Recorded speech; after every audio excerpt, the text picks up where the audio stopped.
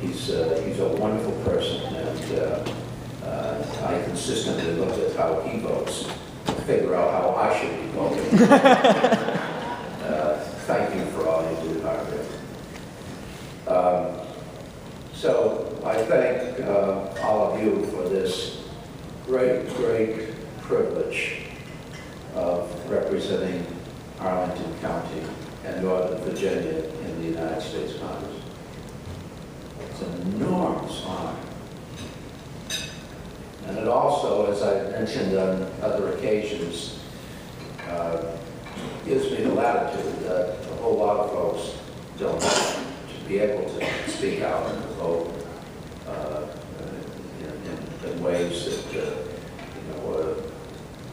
some people might find questionable. But I know that this is an ordinarily well read, informed, active, engaged citizenry. And you know the issues, you get it,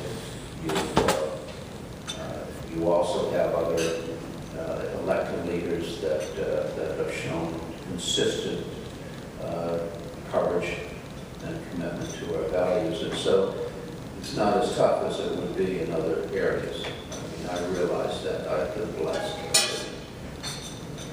Very lucky to represent this area.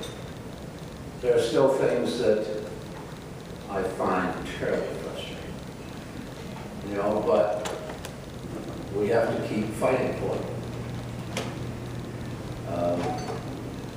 One of the things that comes to mind is gun control. It's just insane.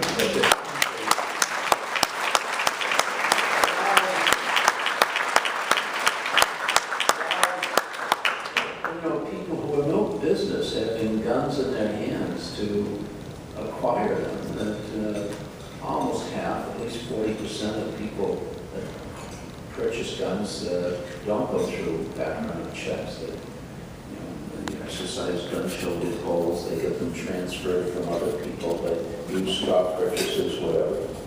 It's causing havoc in our society, killing so many innocent people. And what's most troubling is we know it's going to continue to happen. No matter how horrible the tragedies that we've witnessed, we know they're going to repeat themselves. Whether they be in movie theaters, public gatherings, campuses, wherever, it's going to happen. Because we haven't been able to curb the National Rifle Association primarily, who is motivated by the gun manufacturers and thus manipulates the gun owners. That's got to change. It's just so true. We had a committee vote on the bill that Frank Wolf chairs, the Commerce Justice Science Bill. Last week, we had an amendment to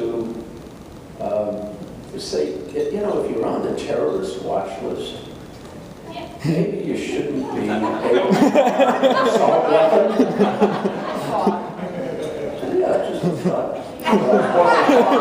It was an amendment, and we lost on a party line vote. Seriously, you can't make this stuff up. We tried to say the ATF should be able to check your inventories. I had an amendment that said that if you're working in a gun shop selling guns, that you ought to be able to pass a background check. You don't have to have a background check now if you're just working in the store. We lost.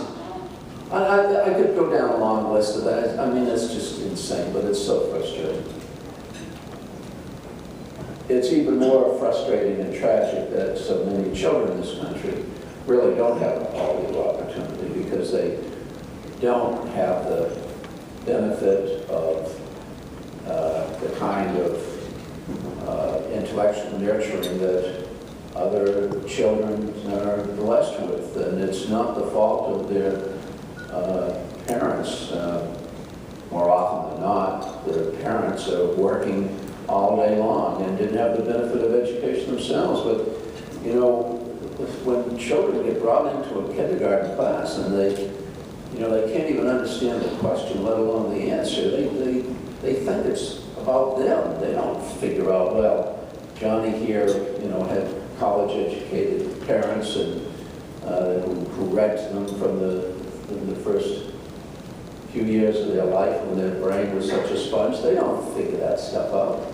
They think it's about them. They think that they're intellectually deficient. And so their aspirations are formed then, and they think they're going to, well, the only I can be is, you know, a professional athlete or a rock star or whatever. And so each year we start to lose them, and you know, by the time they're in high school, we start using the statistics for how many people are going to fill our jails and prisons. You know, that's it's the worst waste of resources in this country is the waste of human resources that starts at in the very first years of life. That's where we've got to make the investment. We've got to have universal pre-kindergarten for just and we owe it to ourselves. And it's so frustrating, these guys that, you know, they're so dependent on coal for jobs and so on, and the Democratic Party is fed into that, and Fox News, and oh, gee. You know, and as though there really is a war on coal. There's a war to protect our planet and to save the health of future generations, and we have to keep fighting that war, because if we lose it, we lose this planet, and there's just going to be chaos if we can't curb the emissions of carbon dioxide and other toxins that build up in the atmosphere that's causing more frequent and more severe weather events. And so we spend tens of billions of dollars to try to fix things after the fact. We know what we've done to this planet, and we can't start fixing it now. It's just so frustrating as Javier, Don, and Jerry. No, we keep losing these votes to people who keep denying the reality that's right in front of their noses. So frustrating. But when I feel those feelings of frustration, I think about a constituency like Northern Virginia. And I realize that you know that, and that, as Kip mentioned, we have an election every year. We challenge, we push, and in that process of democratic elections, we inform, we lead, even inspire, because we've got wonderful people.